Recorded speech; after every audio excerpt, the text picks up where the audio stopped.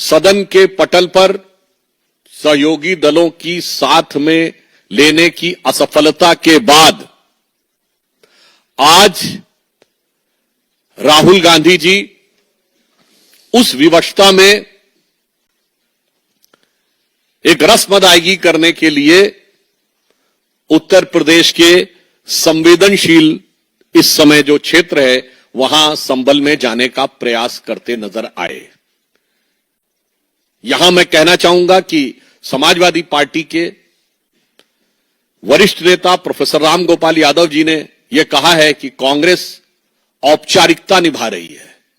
मैं उनके बयान में को थोड़ा अलग रूप में कहना चाहूंगा कि कांग्रेस औपचारिकता नहीं विवशता निभा रही है। और इससे बहुत स्पष्ट है, और विवशता इसलिए है कि इस मुद्दे पर न कांग्रेस के किसी नेता ने कभी कुछ बोला, न लिखा, न कुछ किया, और आज अचानक ऐसा प्रतीत होता है कि सिर्फ मीडिया आकर्षण पाने के लिए उन्होंने इंडी गठबंधन को साथ न रख पाने की छटपटाहट में यह कार्य किया है। और यहां पर दोनों पार्टियों के बीच में देखिए कितना बेहतरीन द्वंद्व चल रहा है कि जहां समाजवादी पार्टी ने जब अपना विषय ही चेंज कर दिया तो कांग्रेस पार्टी को मजबूरन उसी दिशा में जाना पड़ा। शायद कांग्रेस को लगा होगा कि सपा ने हमसे ज्यादा माइलेज ले लिया है, तो कांग्रेस को लगा होगा हम तो बड़ी पार्टी हैं, हमारे पास बड़े बड़े कई नेता हैं, हम अगर कोई ऐसा कार्य करें जिसमें बेहतर फोटो आप दिखेगा तो मीडिया माइलेज हम ज्यादा ले सकते हैं। तो इसलिए यह प्रतीत होता है कि दोनों पार्टियों के बीच हो रही अपने कोर वोट बैंक की प्रतिस्पर्धा से प्रेरित यह प्रयास है। इसमें कांग्रेस पार्टी की तरफ से कोई संवेदनशीलता या कोई सहानुभूति का तत्व दिखाई नहीं पड़ता है। और यह बात मैं इस आधार पर कहता हूं, श्री राहुल गांधी जी आप नेता प्रतिपक्ष हैं। अगर नेता प्रतिपक्ष हैं तो देश में कहीं भी हुई घटना के ऊपर आपका नजरिया निष्पक्ष होना चाहिए, पक्षपाती नहीं होना चाहिए। और कम से कम आपकी पार्टी के द्वारा शासित राज्यों में तो आपकी नेता प्रतिपक्ष की प्रभावकता, और कांग्रेस पार्टी के तो आप अघोषित रूप से नंबर 1 नेता कई सालों से हैं, वो तो साफ दिखाई पड़नी चाहिए थी। परंतु हम पूछना चाहेंगे कि इंडी गठबंधन के शासित राज्यों में 18 जून 2024 को तमिलनाडु में अवैध शराब की त्रासदी में जो हृदय विदारक कांड हुआ था, क्या राहुल गांधी जी वहां पर गए थे? फरवरी 2024 में पश्चिम बंगाल का संदेश खाली की वह दुर्दांत घटना जो शायद महिलाओं के साथ हुए अत्याचार और दमन, दोनों अत्याचार और उसके बाद उसका दमन, उसमें भारत के इतिहास की सबसे खौफनाक घटनाओं में से एक है। क्या राहुल गांधी जी आपकी संवेदना जागी थी? 6 जुलाई 24 को बहुजन समाज पार्टी के एक कार्यकर्ता की हत्या हुई थी तमिलनाडु में, तो क्या आपकी संवेदना जागी थी? हिमाचल में आपकी सरकार है, 2023 में वहां प्राकृतिक आपदा आई, क्या आपकी संवेदना जागी थी और आप वहां लोगों से मिलने गए थे? इसी वर्ष 9 अगस्त 2024 को कोलकाता के आरजीकर कॉलेज की वो घटना जो हम सब के मानस पटल पर एक गंभीर जख्म छोड़ के गई है, मैं पूछना चाहता हूं कि आपकी संवेदना वहां पर नहीं जागी थी? महाराष्ट्र के परिणाम आ गए, नई सरकार का गठन होने जा रहा, पर 2020 की पालघर की मॉब लिंचिंग, उसके बारे में तो कोई एक शब्द तक नहीं सुनाई पड़ा था। 2022 में करौली में हिंसा हुई थी, तो क्या आपके मन में कोई संवेदना नहीं जागी थी? और अभी वो तो बहुत लंबी फेहरिस्त है, मैं सिर्फ यह बताना चाहता हूं, करहल में एक दलित बच्ची के साथ जो कुछ हुआ था, किसी की कोई संवेदना नहीं जागी थी।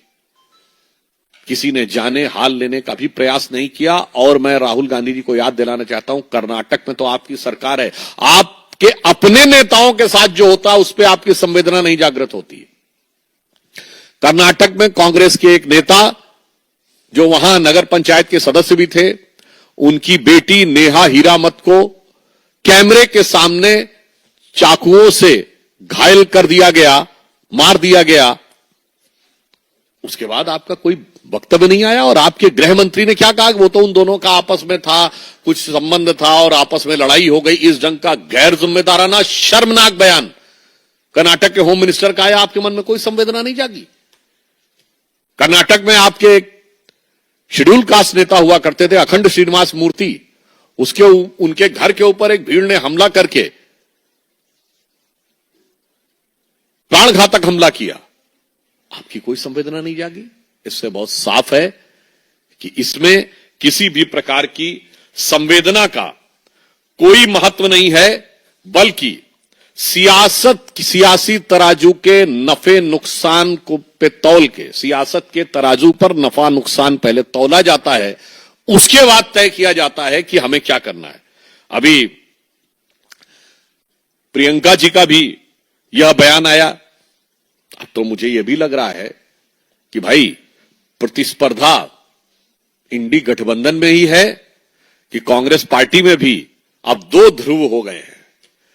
एक जमाने में यूनिपोलर पॉलिटिक्स हुआ करती थी देश की, और बीजेपी ने बाइपोलर कर दिया है। मुझे लग रहा है अब कांग्रेस के अंदर भी बाइपोलर पॉलिटिक्स का एक नया युग का सूत्रपात होने वाला है।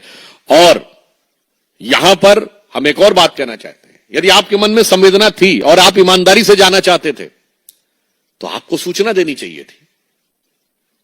और पुनः मैं कहूं, श्री राहुल गांधी जी के पास Z+ विद ASL सिक्योरिटी है। ASL का फुल फॉर्म, ये वो सिक्योरिटी है जो देश के गृह मंत्री के पास है, देश के रक्षा मंत्री के पास है।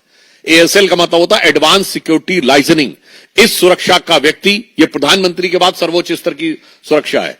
इस प्रकार की सुरक्षा के व्यक्ति को जहां जाना होता है, एडवांस में वो प्रोग्राम बताया जाता है, एडवांस में वहां पर पुलिस की टीम पहुंचती है और उस जगह को सैनिटाइज करती है और उसके बाद क्लियरेंस देती है।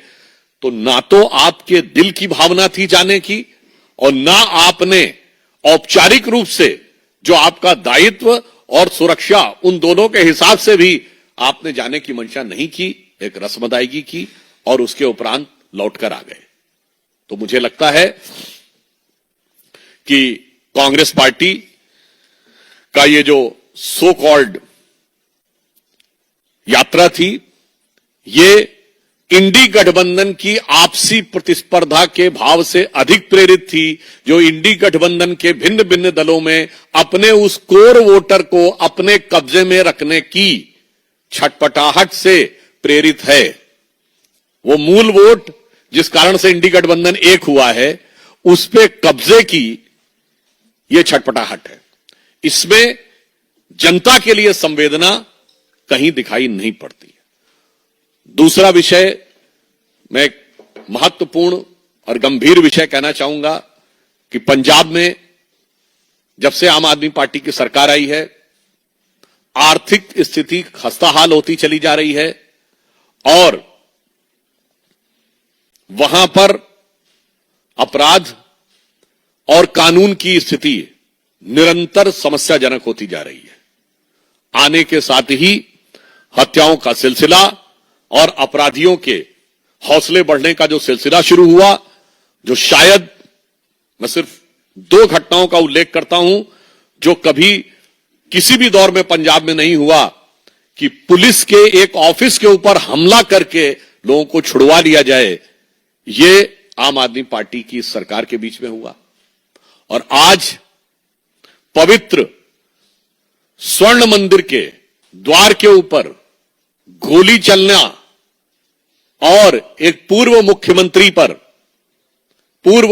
मुख्यमंत्री और पार्टी के अध्यक्ष रहे, उनके ऊपर हमले का प्रयास दर्शाता है कि पंजाब में स्थिति किस सीमा तक पहुंच गई है। और इसका मुख्य कारण यह है कि आम आदमी पार्टी में एक अंदरूनी खींचतान चल रही है। पंजाब की सरकार ये ऐसा मीडिया में जो जानकारी और जो जन सामान्य में जानकारी है, इस कारण से दिल्ली के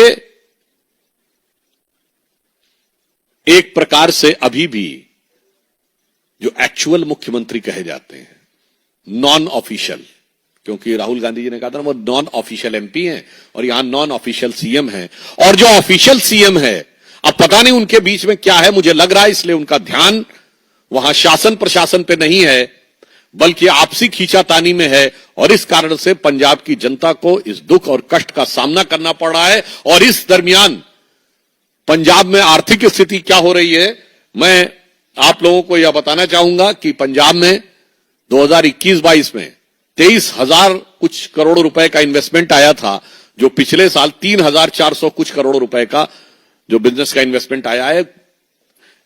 एक मीडिया में प्रकाशित खबर के अनुसार 80% से अधिक की गिरावट आई है। तो एक तरफ वहां आर्थिक निवेश में गिरावट आ रही है और दूसरी तरफ कानून व्यवस्था में गिरावट आ रही है, और आज पवित्र स्वर्ण मंदिर पे हुई घटना हर देशवासी के लिए, हर देशभक्त के लिए निश्चित रूप से बहुत झकझोर देने वाली है, और इसका जवाब पंजाब सरकार को देना होगा। धन्यवाद। कोई प्रश्न हो तो पवन टीवी 18। सर, अखिलेश यादव का बयान है कि बीजेपी सरकार जो है वहां लोगों को पता नहीं क्यों नहीं जाने देना चाहती है, क्या छुपाना चाहती है। वही जो पाकिस्तानी जो कुछ कारतूस भी मिले, पुलिस का ऐसा दावा है, तो कह रहे हैं कि पुलिस की करतूत है, कुछ भी कर सकती है। देखिए, इस विषय के ऊपर मेरे विचार से गंभीरता से बात होनी चाहिए। यदि वहां पर पाकिस्तानी कारतूस बरामद हुए हैं तो अब मैं देश की प्रबुद्ध जनता से यह कहना चाहूंगा कि आप स्वयं समझ सकते हैं कि अगर पाकिस्तानी आर्मी का कारतूस बरामद हुआ है तो इतनी बड़ी घटना को किसी को कवर फायर देने की क्या आवश्यकता है, और या फिर उससे गंभीर बात यह है कि उसका कंधा कौन था। आज इस बात को जांच करने की आवश्यकता, परंतु श्री अखिलेश यादव जी के मुंह से मुझे इसमें कोई आश्चर्य नहीं लग रहा है, क्योंकि ये वही पार्टी है, समाजवादी पार्टी, ये वही मुख्यमंत्री हैं जिन्होंने लखनऊ, फैजाबाद और वाराणसी की अदालत में हुए धमाकों के आतंकवाद के आरोपियों से केस विड्रॉ करने का फैसला कर लिया था। हाई कोर्ट की फटकार लगने के बाद इन्हें वापस करना पड़ा था, और ये वो पूरा इंडी गठबंधन है जो सिर्फ अपराधियों नहीं आतंकवादियों के साथ भी खड़े रहते हैं। तो मुझे लगता है कि ये उनका बयान उनकी फितरत के हिसाब से। विनीत। सर, इमरान मसूद है कांग्रेस के सांसद, उनका कहना है कि राहुल गांधी ने जो यात्रा को वापस लिया है, लोगों को असुविधा हो रही थी इसीलिए वापस किया है, और 6 तारीख को फिर से जाएंगे, प्रशासन से पहले बात करेंगे और उसके बाद में फिर हो जाएंगे। अगर उनकी बात को तथ्यात्मक आधार पर देखें तो अब राहुल गांधी जी एक उत्तरदायित्वपूर्ण पद पे हैं, संवैधानिक पद पे, तो उन्हें पहले ही बात करके जाना चाहिए था। यानी इमरान मसूद की बात से यह बात एकदम साफ हो गई है कि राहुल गांधी जी का जो व्यवहार था वो गैर जिम्मेदाराना था। और दूसरा, आपने इमरान मसूद जी का नाम लिया तो यहां से तो एक और बात याद आती है, तो वो है ना द फेमस बोटी बोटी फेम, जिन्होंने कहा था मोदी जी की बोटी बोटी कर डालेंगे। उसके बाद भी जलवाए जलाल से भारत की संसद में सांसद हैं और फिर कहता है कि हमें बोलने की स्वतंत्रता नहीं है। मैं उन लोगों से पूछना चाहता हूं, फ्रीडम ऑफ स्पीच का जो लोग वो हवाला देते हैं, इससे ज्यादा उनको कोई चाहिए। और यहां पे एक और बात समझिए, जब उन्होंने बयान दिया था 2014 में, वो